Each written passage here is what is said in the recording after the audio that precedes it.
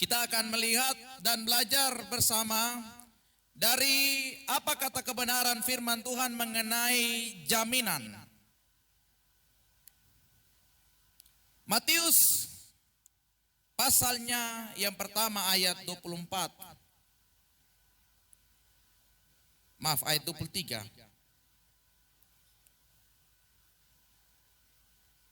Kita mulai saja dari ayat 21, tidak apa-apa, mohon maaf. Ayat 21 hingga ayatnya yang ke-25. Kita habiskan dari ayat 21. Sudah temukan, amin? Kita baca bersama-sama. Matius pasal yang pertama ayat 21 hingga ayatnya yang ke-25. Saya mulai pada hitungan yang ketiga, kita baca bersama-sama. 2, 3. Ia akan melahirkan anak laki-laki, dan engkau akan menamakan dia Yesus, karena dialah yang akan menyelamatkan umatnya dari dosa mereka. Hal itu terjadi supaya genaplah yang difirmankan Tuhan oleh Nabi. Sesungguhnya anak darah itu akan mengandung dan melahirkan seorang anak laki-laki, dan mereka akan menamakan dia Immanuel, yang berarti Allah menyertai kita.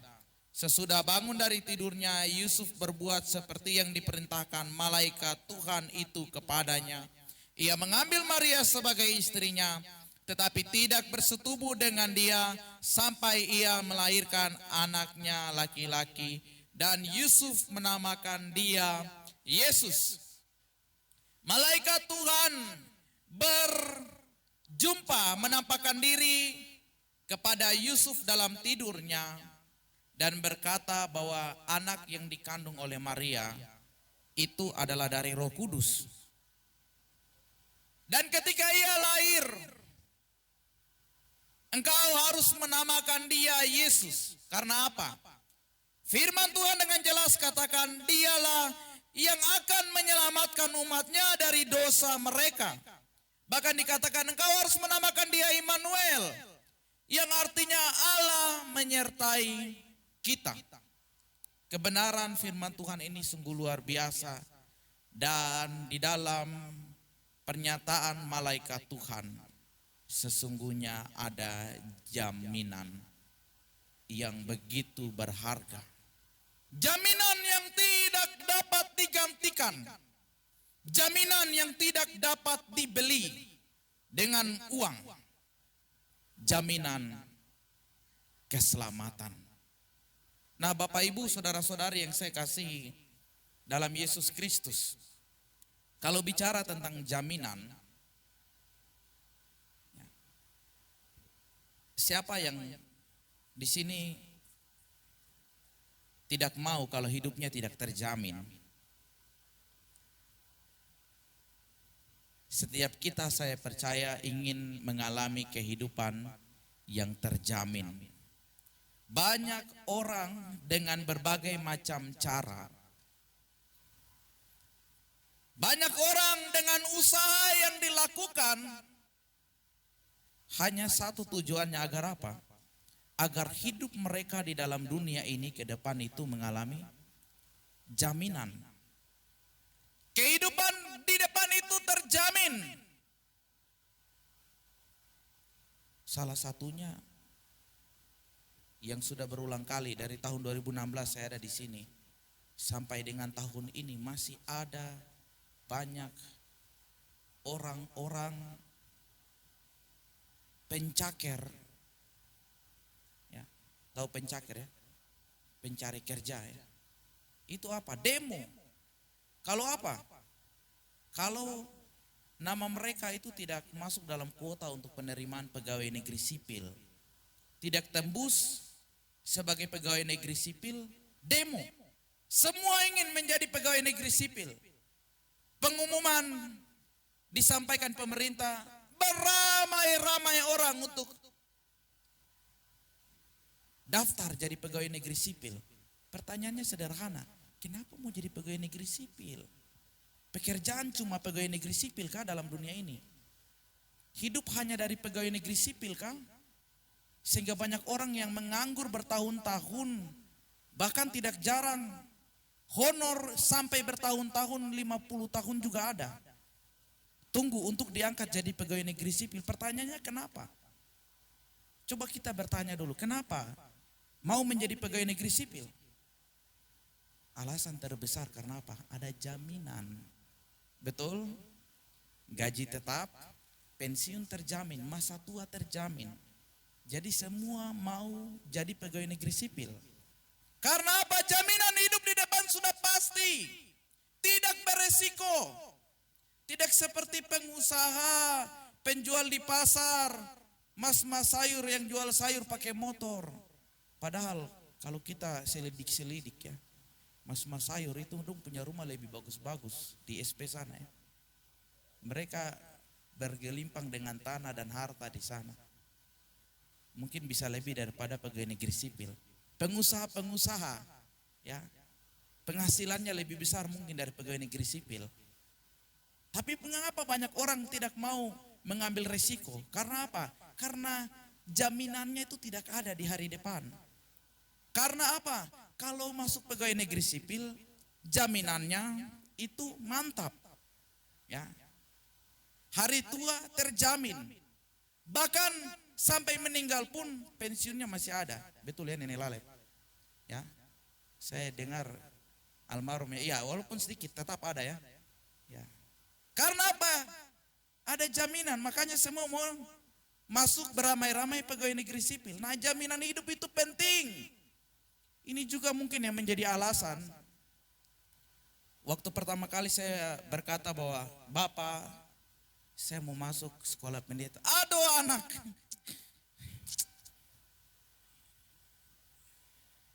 Kok bisa hidup susah kah tidak? Karena ini orang tua sudah bagi-bagi anak Karel itu nanti di NTT ya. Pokoknya tinggal di NTT, urus rumah di NTT. Jadi waktu saya bilang saya mau jadi pendeta, aduh bisakah tidak anak? Kok bisa hidup susah kah tidak? Ya, aduh anak, jangan. Ini orang tua pertama yang tentang saya itu bapak. Yang kedua mama itu karena tidak mengharapkan.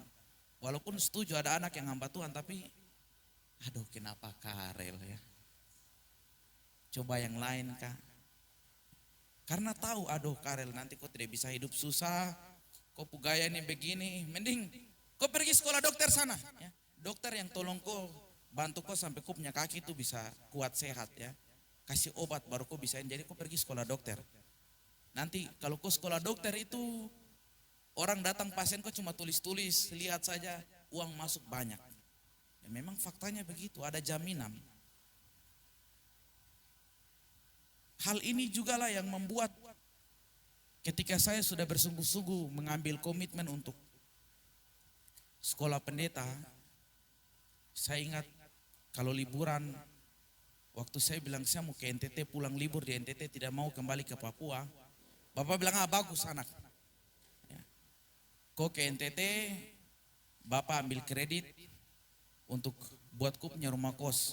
Itu kau punya jaminan, Bapak punya perpuluhan sudah. Jaminan supaya kau tidak susah. Supaya kalau ibadah nanti kau jadi pendeta itu mata tidak di tangan orang kasih masuk persembahan ya. Ini fakta. Bapak Ibu umat Tuhan yang saya kasihi. Ada banyak hamba-hamba Tuhan karena tidak mendapatkan jaminan hidup yang baik, melenceng dari panggilan. Tidak fokus kepada panggilan. Oleh sebab itu ini juga menjadi tantangan bagi gereja-gereja saat ini. Kita belajar dari misi CMA. Gereja di Indonesia, Kemah Injil di Indonesia boleh ada karena misi. Mereka ini hamba-hamba Tuhan yang diutus karena jaminan. Saya punya dosen ada berapa orang, Pak Andrews Brick, ya, Miss Laura, Miss Ann Grinal, ada berapa misi dari CMA, mereka punya jaminan hidup, jaminan masa tua terjamin. Anak-anaknya itu disekolahkan sampai tamat perguruan tinggi. Bahkan setelah mereka teken kontrak misi pelayanan di Indonesia, pulang rumah sudah disediakan. Sehingga para hamba-hamba Tuhan misi, mereka datang melayani di Indonesia full time sebagai hamba Tuhan. Bukan pergi usaha-usaha yang lain.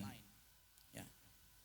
Nah ini gereja juga menjadi tantangan bagi sekalian kita. Coba kita pikirkan, ya, bagaimana agar supaya hamba-hamba Tuhan itu hidupnya terjamin.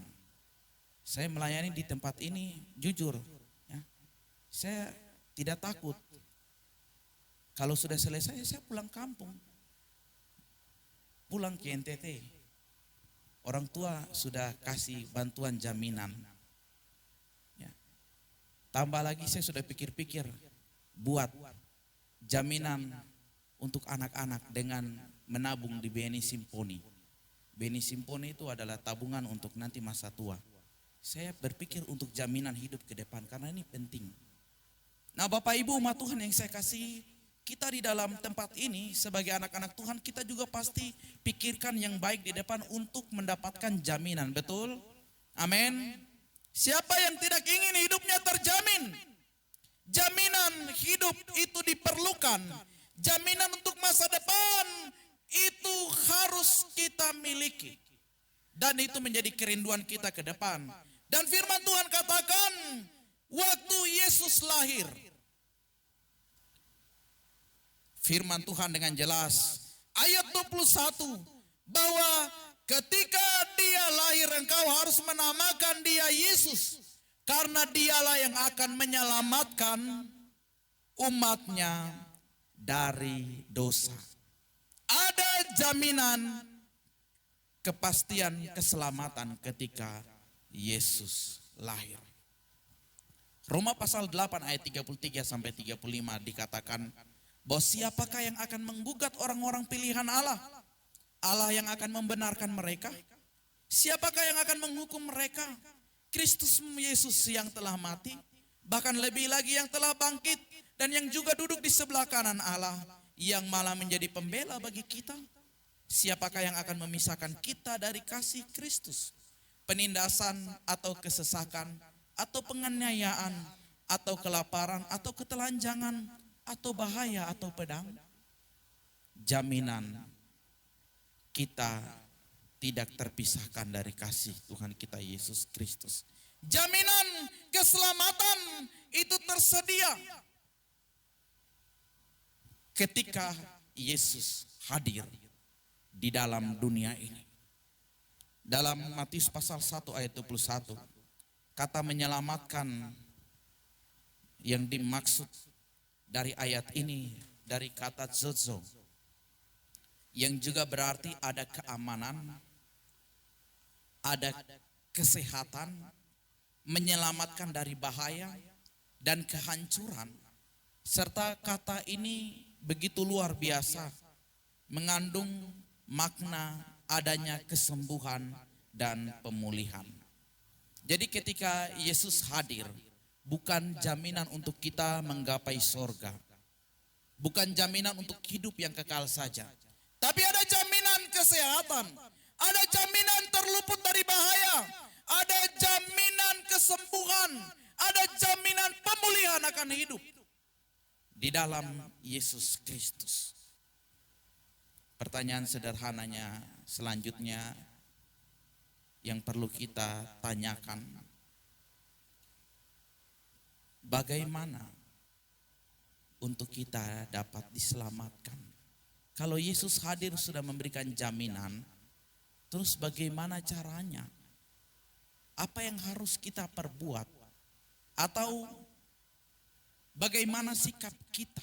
Bapak Ibu umat Tuhan yang saya kasihi, kalau kita lihat ayatnya yang ke-21, dialah yang akan menyelamatkan, siapa itu? Umatnya. Jadi keselamatan itu hanya didapat, hanya berlaku bagi yang namanya umatnya. Dalam terjemahan bahasa Inggris dikatakan his people, atau milik, orang-orang miliknya. Jadi kita yang diselamatkan adalah kita yang menjadi milik kepunyaan Tuhan. Jaminan itu ada. Saya dapat jaminan. Bapak bilang, nanti kalau kau pendeta pulang di Alor, ada rumah di sana. Jaminan. Saya dapat jaminan karena apa? Karena saya ini anaknya Bapak Lalep. almarhum ya. Saya milik kepunyaan atau darah daging dari almarhum. Jadi otomatis ya, marga juga ada, keturunan ada, kartu keluarga sah. Di dalam Tuhan juga kita yang diselamatkan. Orang-orang yang diselamatkan adalah mereka yang merupakan umatnya atau milik kepunyaannya. Mari kita lihat kebenaran firman Tuhan, doa Yesus. Di dalam Yohanes pasal 17, mari kita lihat bersama Yohanes pasal 17 ayat 8 hingga ayatnya yang ke-10. Ini penjelasan mengenai kita yang merupakan milik kepunyaannya. Bagaimana? Atau apa ciri-ciri orang yang menjadi milik kepunyaannya Tuhan? Sehingga keselamatan itu menjadi jaminan bagian hidup kita. Yohanes pasal 17 ayat 8 hingga ayat yang ke-10. Mari kita baca bersama-sama. Pada hitungan yang ketiga. Sudah temukan amin? Yohanes 17 ayat 8 sampai ayat yang ke-10. Kita baca bersama 2, 3. Sebab segala firman yang engkau sampaikan kepadaku telah kusampaikan kepada mereka, dan mereka menerimanya. Mereka tahu benar-benar bahwa aku datang daripadamu, dan mereka percaya bahwa engkau yang telah mengutus aku. Aku berdoa untuk mereka, bukan untuk dunia aku berdoa, tetapi untuk mereka yang telah engkau berikan kepadaku, sebab mereka adalah milikmu, dan segala milikku adalah milikmu, dan milikmu adalah milikku, dan aku telah dipermuliakan di dalam mereka. Tuhan Yesus berdoa kepada Bapa di sorga, bahwa semua firman yang telah disampaikan kepada mereka, yang adalah milik. Jadi yang diselamatkan dibawa kepada Yesus, percaya kepada Yesus. Dan ada ciri yang firman Tuhan katakan, mereka yang dibawa kepada Yesus. Yesus katakan bahwa segala firman yang telah engkau sampaikan kepadaku, telah kusampaikan kepada mereka. Jadi ciri yang pertama, mereka yang diselamatkan, yang menerima jaminan, yang menjadi milik kepunyaannya Tuhan Yesus. Karena tadi Matius pasal 1 ayat 21 katakan akan menyelamatkan umatnya, miliknya adalah mereka yang dikatakan di ayat 8 dalam Yohanes pasal 17, yang mendengar firman dan mereka telah menerimanya. Mendengar firman, menerima firman. Ini ciri yang pertama adalah mereka yang menjadi milik kepunyaannya Tuhan. Jadi sederhana, kalau kita mau lihat betul tidak ini orang Kristen milik kepunyaannya Tuhan, kita bisa lihat mereka mau mendengar dan menerima firman atau tidak. Atau mereka acuh tak acuh, malas tahu dengan firman. Nah, kalau malas tahu dengan firman, saya pikir ciri yang pertama ini sudah bukan menjadi milik mereka. Berarti sudah pasti mereka bukan miliknya Tuhan. Karena kalau orang-orang yang menjadi miliknya Tuhan, yang akan diselamatkan, kata malaikat Tuhan di dalam mimpi yang Yusuf dapati, dalam Matius pasal 1 ayat 21, Yesus juga katakan senada dengan itu, bahwa mereka yang telah disampaikan firman dan telah menerimanya. Ayat 8. Ciri yang pertama, mereka yang diselamatkan adalah mereka yang telah mendengar firman dan telah menerimanya. Yang kedua,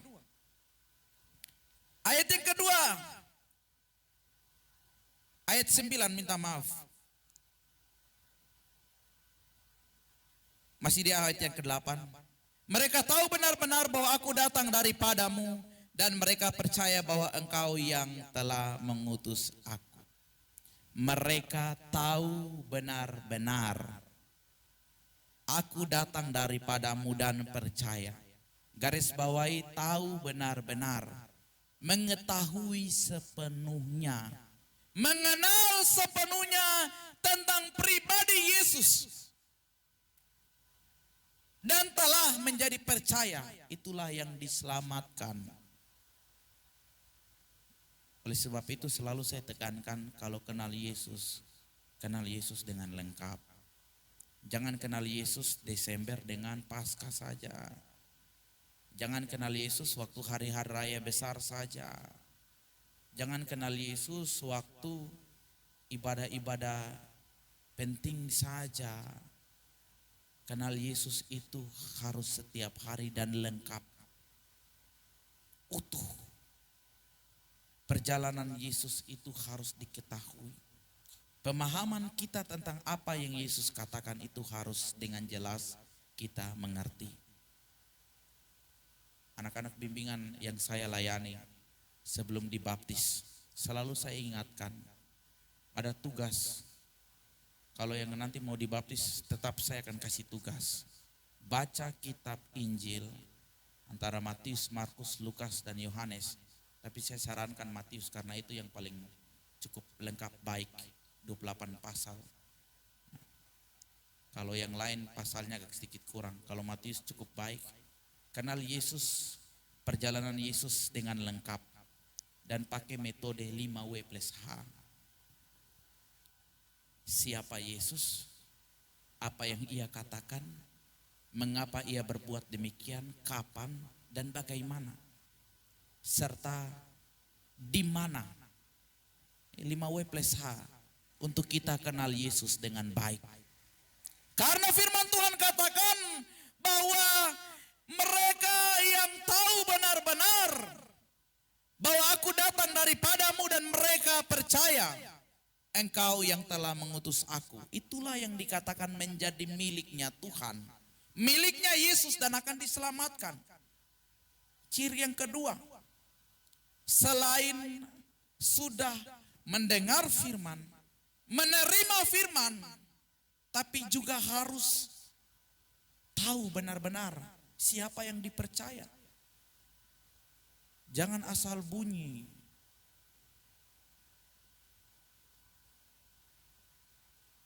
Kalau saya asal bunyi juga tahu, oh Pak Tabuni, oh iya dia penjahit, oh orang Wamena, betul. Iya saya tahu. Ya. Padahal saya tidak kenal Pak Tabuni tidak kenal saya dengan baik. Saya tidak tahu jam-jam waktunya di rumah, keluarganya seperti apa. Tiba-tiba saya main datang saja di rumah. Menghadap Pak Tabuni, ke rumah Pak Tabuni. Orang cuma karena mendengar.